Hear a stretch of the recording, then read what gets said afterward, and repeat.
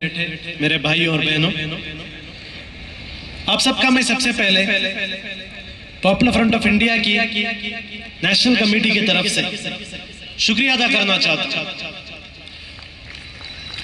इसलिए नहीं क्योंकि आप लोग हमारे प्रोग्राम में आए, सिर्फ इसलिए नहीं क्योंकि आप लोग पॉपुलर फ्रंट के परेड को देखने के लिए आए, क्योंकि आज इंडिया में पॉपुलर फ्रंट ऑफ इंडिया के प्रोग्राम के साथ जुड़ना ही सबसे बड़ी एक हिम्मत की बात है।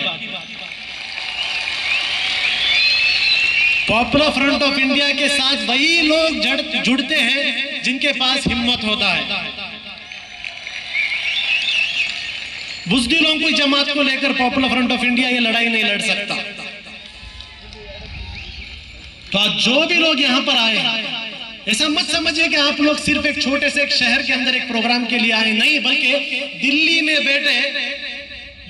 बैठे ये जो दो ड्रामेबाज हैं, वो दो ड्रामेबाजों को आप एक मैसेज दे रहे हैं। वो दो ड्रामेबाजों को ये मैसेज दे रहे हैं कि जो चाहे कोशिश कर लो, जो चाहे आजमाना है आजमा लो, हम लोग डरने वाले नहीं हैं। एक जमाना था हमें पूरे इंडिया में जाकर पॉपुलर फ्रंट की तारुफ करनी पड़ती थी, इंट्रोडक्शन देना पड़ता था। हमेशा हम जाते थे, लोग पूछते थे क्या है पॉपुलर फ्रंट, कौन है पॉपुलर फ्रंट, कहां से है पॉपुलर फ्रंट। हमारे पास ना तो इतने पैसे थे, ना तो इतने मीन्स थे कि गली गली जाकर लोगों से कहते पॉपुलर फ्रंट क्या है। हम लोग हर जगह मीडिया से रिक्वेस्ट करते थे हमारा प्रेस रिलीज पब्लिश करो। हम मीडिया वाले से कहते थे हमारा फोटो पब्लिश करो। हम मीडिया वाले से कहते हैं आओ हमारा प्रोग्राम कवरेज करो। लेकिन एक जमाना था जब कोई नहीं आता था। लेकिन आज पूरी इंडिया के गांव गांव में बच्चे बच्चे को पता है पॉपुलर फ्रंट क्या है। और आज यहां पर भी बहुत सारे लोग आए हैं, वही गोदी मीडिया के लोग, अलग अलग लोग आए यहां पर। वो कोई पॉपुलर फ्रंट की पॉजिटिव पब्लिसिटी के लिए नहीं आए। आज पॉपुलर फ्रंट के प्रोग्राम में वो कुछ ऐसे बात सुनने के लिए आए जिसको लेकर कल हेडलाइंस होगा। और उनसे मैं वादा करता हूं इंशाअल्लाह आज मेरे स्पीच में आपको जरूर ऐसे पॉइंट्स दूंगा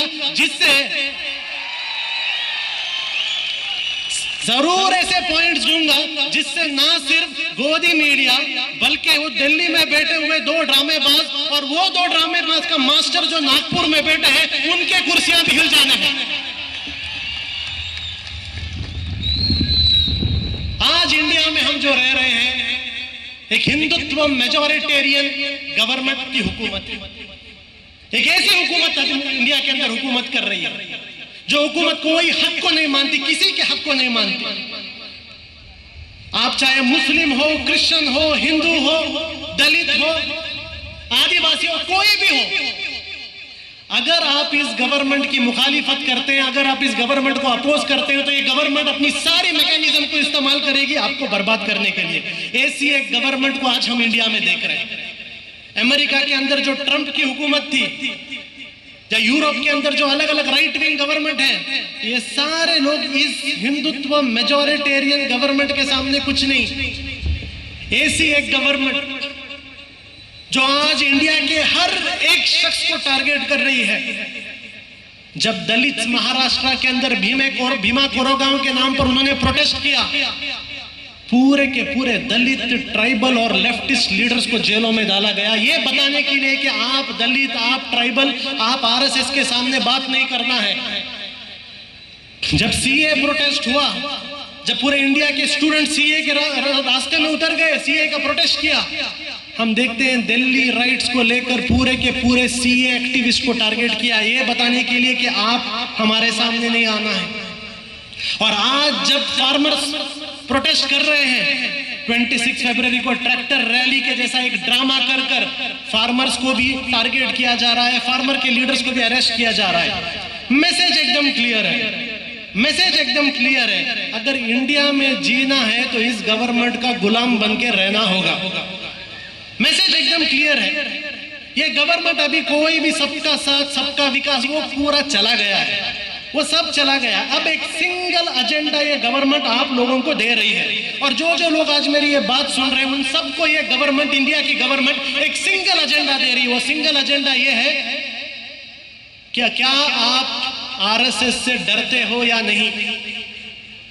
अगर आप आरएसएस की चापलूसी करोगे तो आपको गवर्नर का सीट मिलेगा, आपको रंजन गोगोई के जैसा पार्लियामेंट में सीट मिलेगा, आपको अलग अलग जो बड़े बड़े पॉलिटिशियंस कांग्रेस से लेके जाकर बीजेपी में भाग रहे हैं, मुसलमानों का वोट लेकर बीजेपी में जा रहे हैं, उनको मिनिस्टर सीट मिलेगा। लेकिन अगर आप बीजेपी का साथ नहीं दोगे, अगर आप बीजेपी के खिलाफ बात करोगे तो आपको यूएपीए मिलेगा, आपको ईडी मिलेगा, आपको एनआईए मिलेगा। मैं भी आपसे पूछता हूं, यहां बैठे हुए लोगों से पूछता हूं, जब ये आरएसएस के लोग आपको ये वार्निंग दे रहे हैं, जब ये बीजेपी गवर्नमेंट आपको वार्निंग दे रही है कि क्या आप सरेंडर करेंगे, तो आपका जवाब क्या है? सरेंडर करेंगे? सरेंडर करेंगे? देखिए, एक बात वो भूल चुकी है, इंडिया में आज भी मुस्लिम कम्युनिटी जिंदा है, आज भी मुस्लिम कम्युनिटी जिंदा है। ये मुस्लिम कम्युनिटी के बारे में बहुत सारा नेगेटिव न्यूज भी आता है, बैकवर्ड है, सचर कमेटी में ऐसा लिखा है, एजुकेशन नहीं है, सब है। लेकिन ये मुस्लिम कम्युनिटी की एक कैपेसिटी भी है, याद रखिए। ये मुस्लिम कम्युनिटी की एक कैपेसिटी भी है, जो अल्लामा इकबाल ने कहा है, तौहीद की अमानत सीनों में है हमारे, आसान नहीं मिटाना नामो निशा हमारा। ये इंडिया की मुस्लिम कम्युनिटी को आज लीड लेना होगा, ये आरएसएस को जवाब देने के लिए। जब ये आरएसएस इंडियन फैब्रिक को तबाह करने की कोशिश कर रहा है, इंडियन मुस्लिम्स को लीड लेना पड़ेगा। और आज पॉपुलर फ्रंट ऑफ इंडिया वो लीड ले रहा है, इसलिए हम लोग देख रहे हैं हर दिन पॉपुलर फ्रंट को टारगेट किया जा रहा है। दिल्ली के अंदर सीए प्रोटेस्ट हुए, टारगेट पॉपुलर फ्रंट को बनाया गया। दिल्ली में दंगे कर कर मुसलमानों की जान ली गई, लेकिन केस पॉपुलर फ्रंट पर डाला गया, ईडी पॉपुलर फ्रंट के पीछे आई। अभी हम देखते हैं, हाल ही में कल यूपी के अंदर पॉपुलर फ्रंट ऑफ इंडिया के 2 मेंबर्स को, पॉपुलर फ्रंट ऑफ इंडिया के 2 मेंबर्स, आपके जैसे ही 2 कैडेट्स, ये 2 कैडर्स को कल यूपी पुलिस ने अरेस्ट किया। 11 तारीख को अरेस्ट किया, 16 तारीख तक उन्हें मीडिया के सामने प्रेजेंट नहीं किया। और कल जब हमने केरला में पुलिस कंप्लेंट फाइल किया, तब शाम को लेके आकर वहां पर एक प्रेस कॉन्फ्रेंस करते हैं, और प्रेस कॉन्फ्रेंस में बताया जाता है कि ये लोग ब्लास्ट करने आए थे, ये लोग टेररिस्ट अटैक करने आए थे, ये लोग एक्सप्लोजिव लेके घूम रहे थे।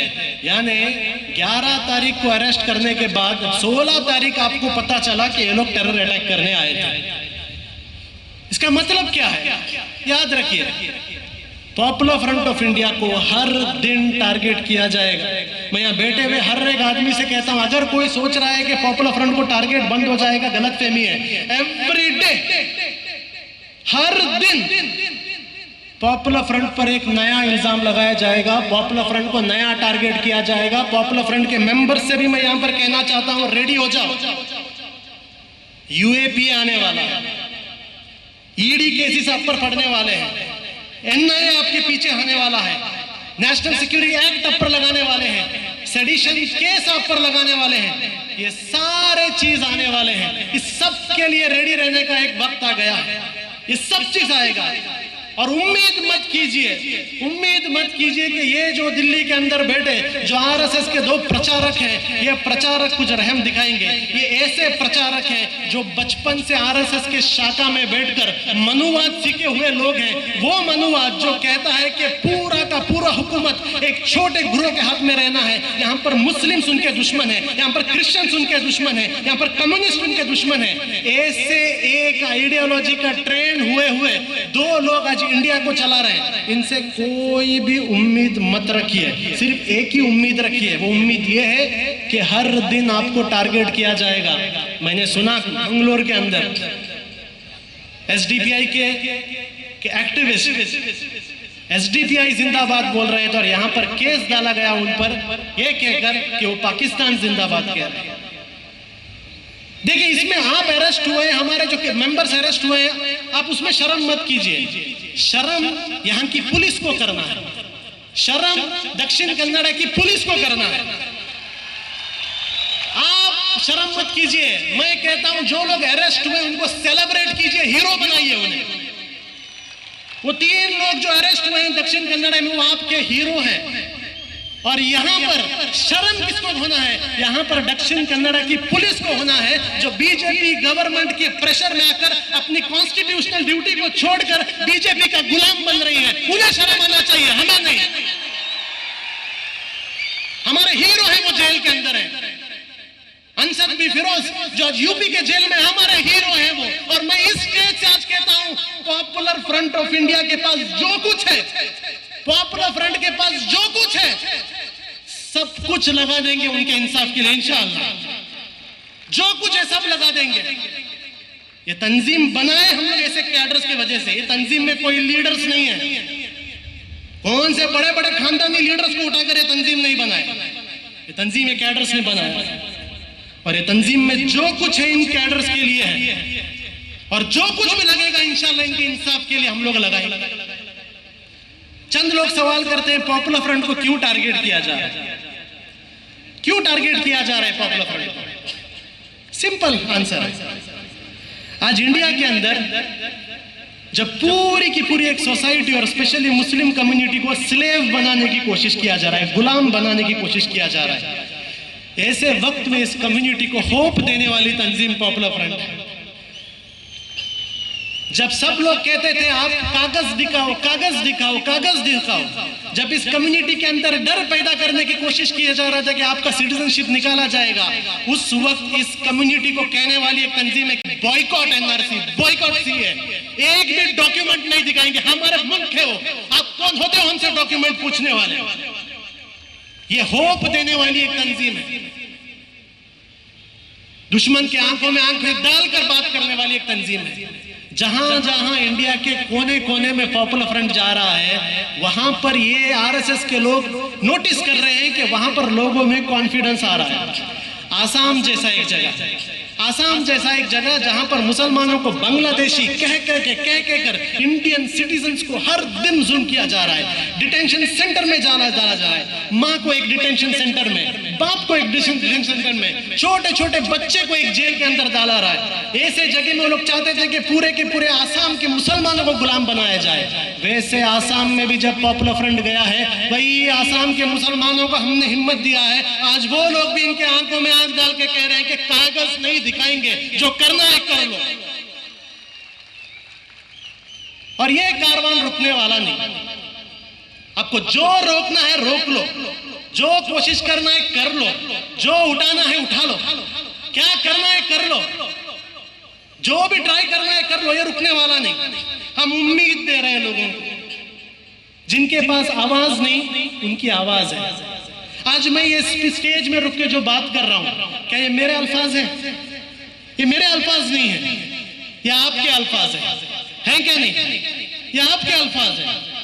इंडिया में रहने वाले 20 करोड़ मुसलमान और कई सारे ऑपरेस सेक्शंस, इन सब की आवाज आज पॉपुलर फ्रंट बना है। और ये लोग चाहते हैं कि ये ऑपरेस सेक्शंस और मुसलमानों का आवाज को कंप्लीटली साइलेंट किया जाए, इसलिए पॉपुलर फ्रंट को टारगेट किया जा रहा है। तीसरा चीज, पॉपुलर फ्रंट कॉम्प्रोमाइज नहीं करता, पॉपुलर फ्रंट कॉम्प्रोमाइज नहीं करता। ये लोग बहुत खुश होते हैं, ये लोग बहुत खुश होते हैं अगर पॉपुलर फ्रंट कॉम्प्रोमाइज कर लेता। हमें भी चंद हमारे मुस्लिम कम्युनिटी के बड़े बड़े लीडर आकर कहते हैं थोड़ा कॉम्प्रोमाइज कर लीजिए, थोड़ा कॉम्प्रोमाइज कर लीजिए। हम लोग कहते हैं कॉम्प्रोमाइज जो अल्फाज है ये हमको हमारे तंजीम ने सिखाया नहीं। हमारे तंजीम ने हमने बहुत कुछ सिखाया है, बहुत कुछ सिखाया है, लेकिन ये कॉम्प्रोमाइज हमारे तंजीम ने हमें नहीं सिखाया।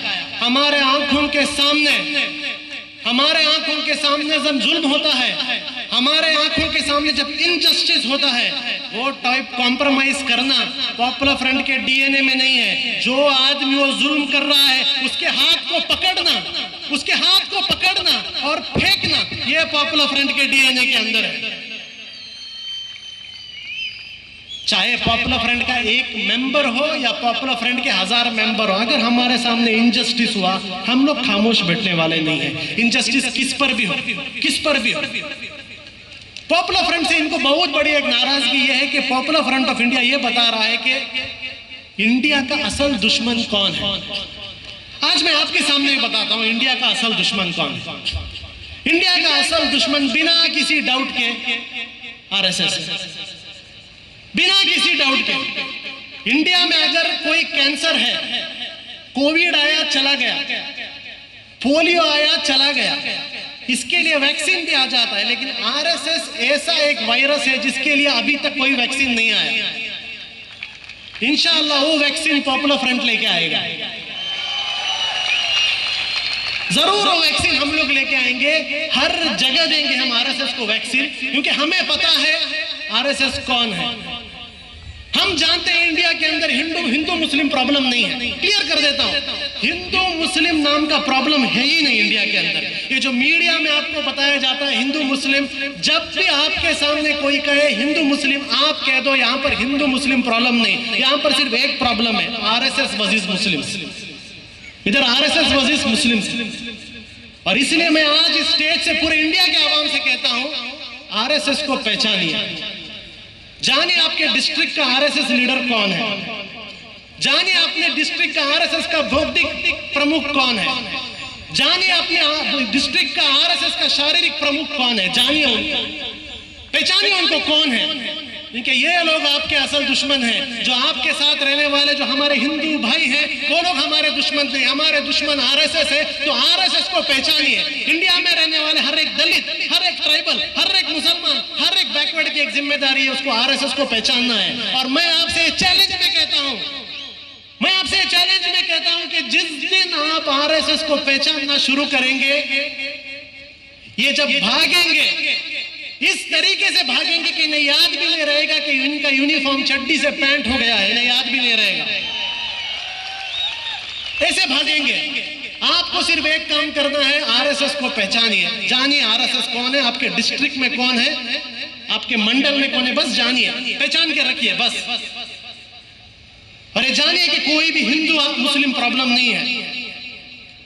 हम 60 सालों से, हजारों साल से हिंदू मुस्लिम इंडिया के अंदर साथ रहे। इंडिया में कोई हिंदू मुस्लिम प्रॉब्लम नहीं है। इंडिया में प्रॉब्लम है तो सिर्फ आरएसएस का प्रॉब्लम है। और popular front of India RSS को एक्सपोज कर रहा है। हम बता रहे हैं कि कितने बड़े बुज़दिल हैं ये, जो बड़े बड़े लिंचिंग के वक्त आते हैं ना, 25 लोग 30 लोग मिलकर एक बेकसूर आदमी को जब मारने के लिए आते हैं, लेकिन बहुत सारे वाक्य ऐसे हैं जो मीडिया के अंदर नहीं आया। जब यही दो मजलूम लोग रुककर हिम्मत के साथ इस 30-40 भगोड़े आरएसएस वालों का सामना करते हैं, ये लोग भाग जाते हैं। इतनी बुज़दिल कौम ये आरएसएस है। ये आरएसएस की बुज़दिली को हमें एक्सपोज करना है। We have to export the cowardness. दूसरा चीज, हम लोगों से कहते हैं कि आरएसएस को कन्फ्रंट करने का एक ही रास्ता है। वो रास्ता क्या है?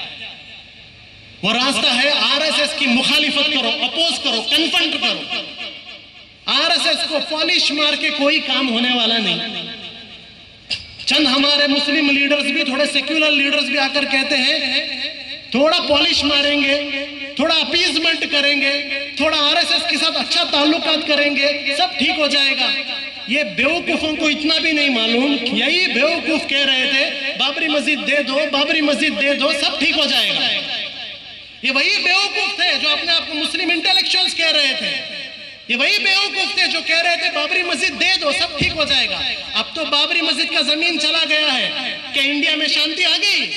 क्या इंडिया के अंदर सुकून आ गया? बाबरी मस्जिद दे दी है, गवर्नमेंट के तरफ से ट्रस्ट बना दिया मंदिर बनाने के लिए, लेकिन आज मंदिर के कलेक्शन के नाम पर गली गली में दंगे हो रहे हैं। मध्य प्रदेश में दंगे हो रहे हैं, यूपी में दंगे हो रहे हैं। अगर इनको मंदिर के लिए जगह मिल गई तो दंगे क्यों हो रहे हैं इंडिया के अंदर? क्यों मुसलमानों पर अटैक हो रहे हैं? मंदिर मस्जिद की जमीन तो मिल गई ना।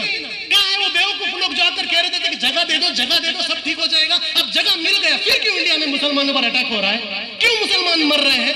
क्यों जाने जा रहे हैं? क्यों मस्जिदों पर अटैक हो रहा है? क्यों घरों को जलाया जा रहा है? क्यों हमारे दुकानों को जलाया जा रहा है? क्यों? वो इसलिए क्योंकि इन्हें कभी भी मंदिर से कोई लेना देना नहीं था, इन्हें कभी भी कोई मंदिर से लेना देना नहीं था, इनका कोई भी हिंदू धर्म से कोई लेना देना नहीं है। इसलिए मैं कह रहा हूं आरएसएस और हिंदू धर्म का कोई भी रिलेशनशिप नहीं है। आरएसएस इंडिया का सबसे बड़ा एंटी हिंदू है।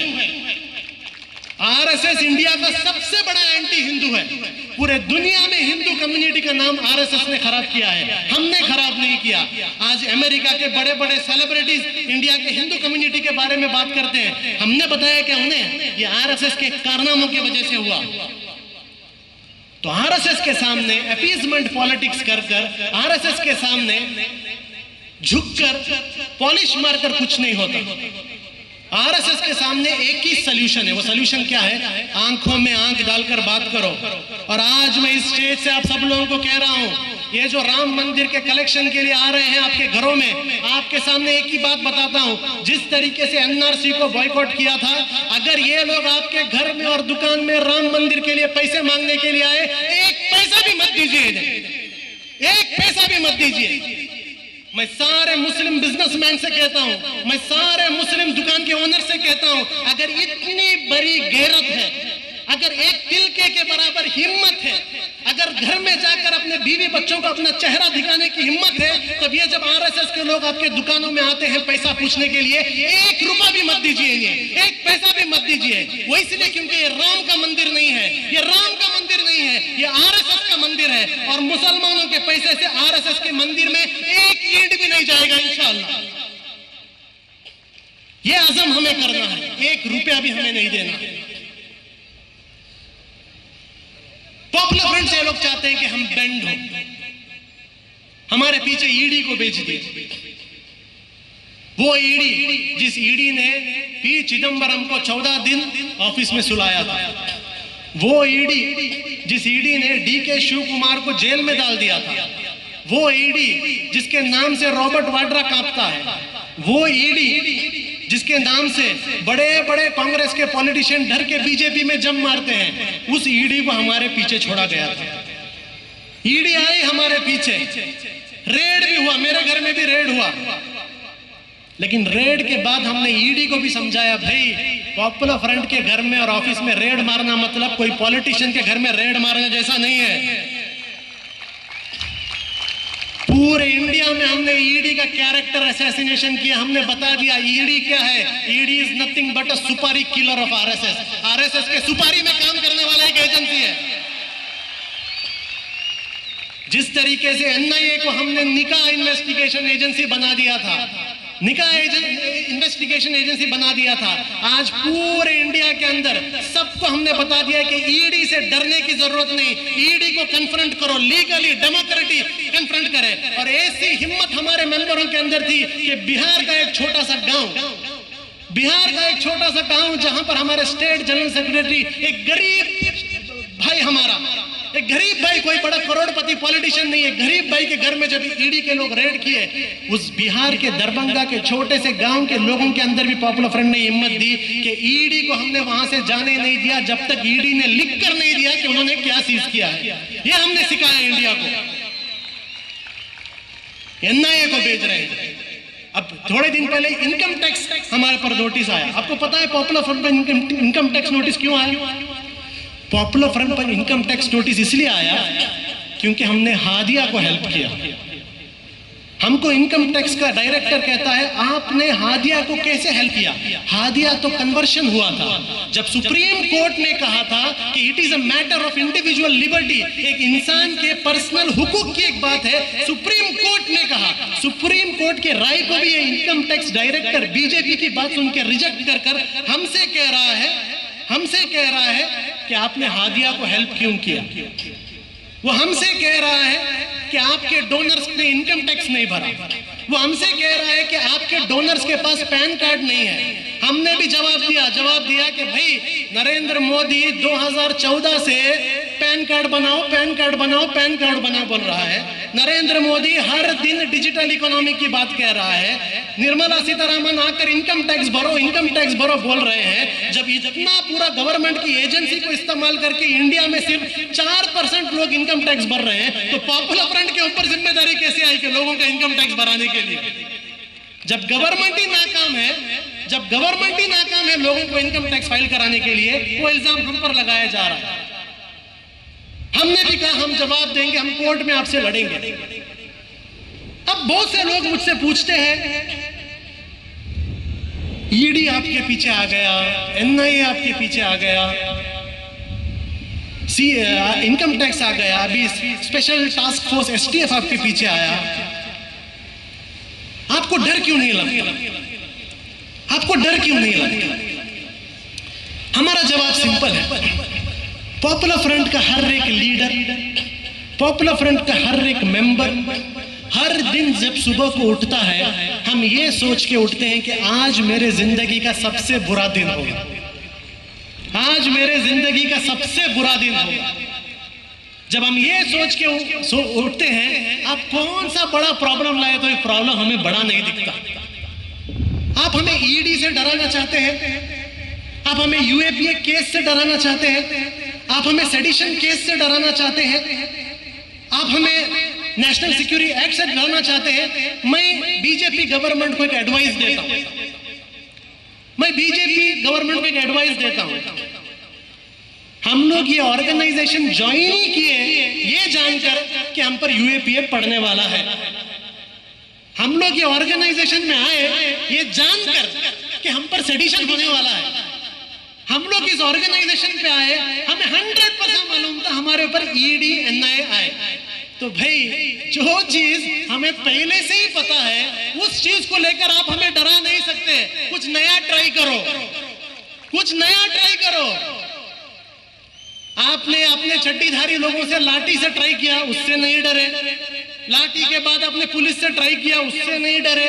उसके बाद एनआईए को नहीं लाए, उससे नहीं डरे। ईडी आ गया, उससे नहीं डरे। मैं आपसे कहता हूं थोड़ा क्रिएटिव बनो, थोड़ा क्रिएटिव बनो।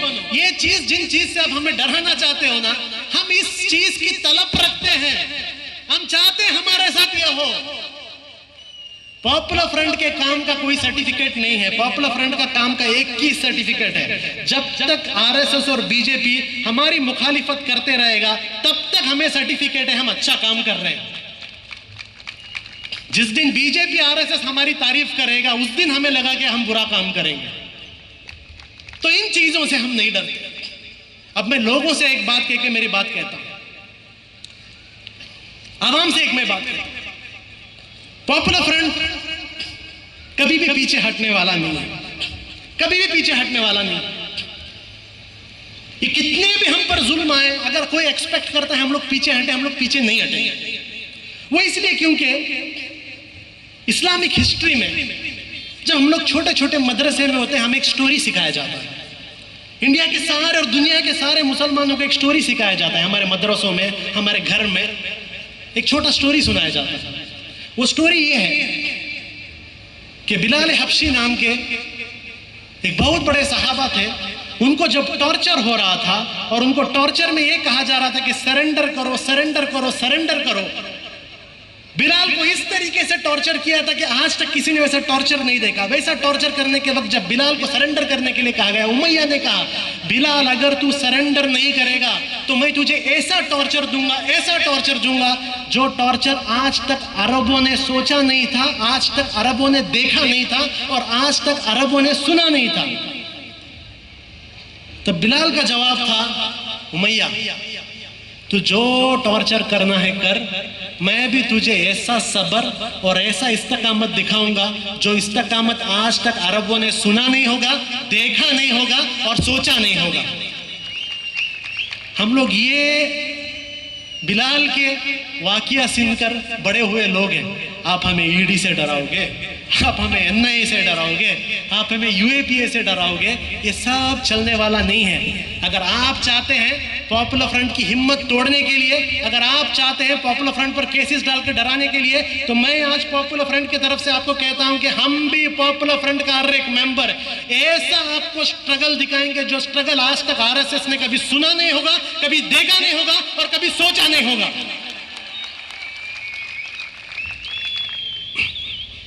पॉपुलर फ्रंट की ये लड़ाई अकेली लड़ाई नहीं है, ये पूरी की पूरी इंडियन सोसाइटी की लड़ाई है। इसमें मैं आज इंडिया के सारे आवाम से कहता हूं कि देखिए, पॉपुलर फ्रंट को हर साल आप लोग रमजान में फंड देते हैं। हमसे एनआईए ईडी पूछता भी है पैसा कहां से आता है, 100 करोड़ कहां से आया, 100 करोड़ कहां है। भाई क्या 100 करोड़? पॉपुलर फ्रंट पूरे इंडिया में अगर एक दिन रास्ते में उतरे, 100 नहीं 500 करोड़ हम लोग कलेक्ट करने की कैपेसिटी है हमारे अंदर। 100 करोड़ क्या है आपके लिए? वो बिरयानी लग्जरी होगा। हम तो हर दिन बिरयानी खाते हैं हमारे घरों के अंदर। ये वही लोग जो न्यूज चैनल के अंदर बैठ के कह रहे थे शाहीन बाग में बिरयानी कहां मिली, बिरयानी कहां मिली। तुम्हारे वास्ते बिरयानी साल में एक बार मिलता है शायद, हमारे लिए हर बार नहीं, हर जुमा बनती है घरों में। आप लोग हमसे बोलो कि 100 करोड़ कहां से आया? कौन सी बड़ी चीज है? 20 करोड़ इंडियन मुसलमान हैं, 20 करोड़, और कितने सारे क्रिश्चियंस, कितने सारे दलित, कितने सारे सिख, हर कोई देता है पॉपुलर फ्रंट को। एक दिन में 100 करोड़ हम लोग जमा सकते हैं। लेकिन मैं आज लोगों से कहता हूं कि आपका सपोर्ट सिर्फ फंडिंग तक काफी नहीं है। चंद लोग सिर्फ फंडिंग करते हैं, सिर्फ फंडिंग कर कर काफी नहीं है। आज के बाद आपका सपोर्ट फंडिंग से एक स्टेप आगे भी चाहिए।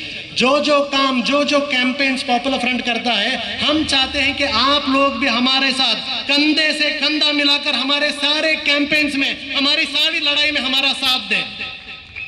ये होगा आपकी जिम्मेदारी।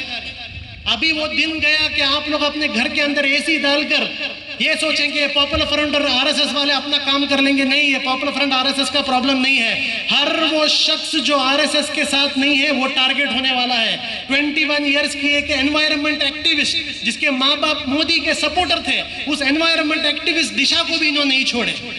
80 साल के बुजुर्ग जो सिख हमारे फार्मर्स हैं, उन लोगों को भी ये लोग खालिस्तानी बोल रहे हैं। तो ये छोड़ दीजिए कि सिर्फ पॉपुलर फ्रंट का प्रॉब्लम है, वो गया।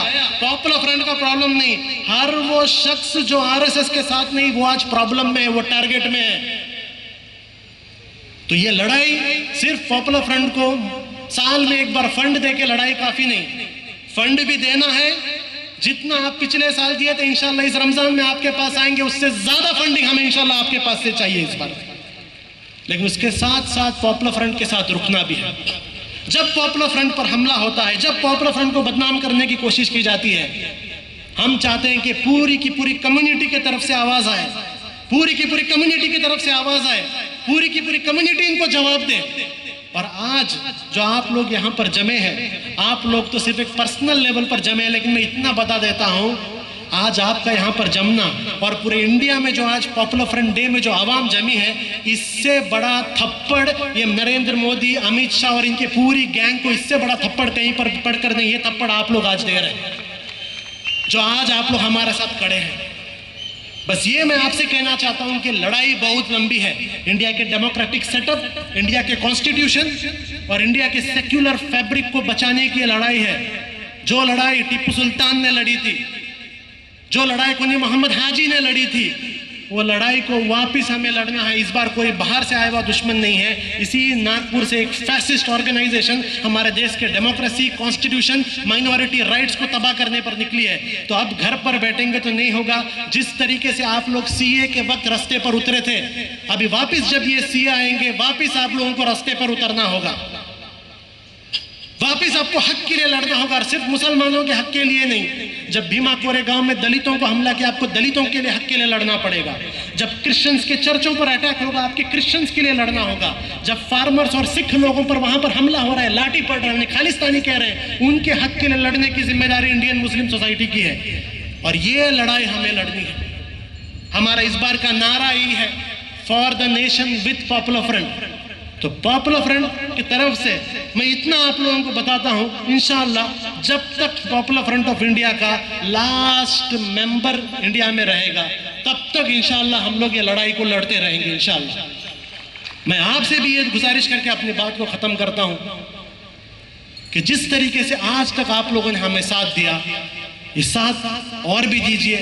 एक लंबी लड़ाई है, इंशाअल्लाह इंशाअल्लाह साथ में एक दूसरे का हाथ पकड़कर कंधे से कंधा रखकर इंशाअल्लाह इंडिया से ये फैसिज्म का जो एक डिजीज है, इस डिजीज को इंशाअल्लाह हम खत्म करके रहेंगे। वाखिर दाना अल्हम्दुलिल्लाहि रब्बिल आलमीन। अस्सलामु अलैकुम।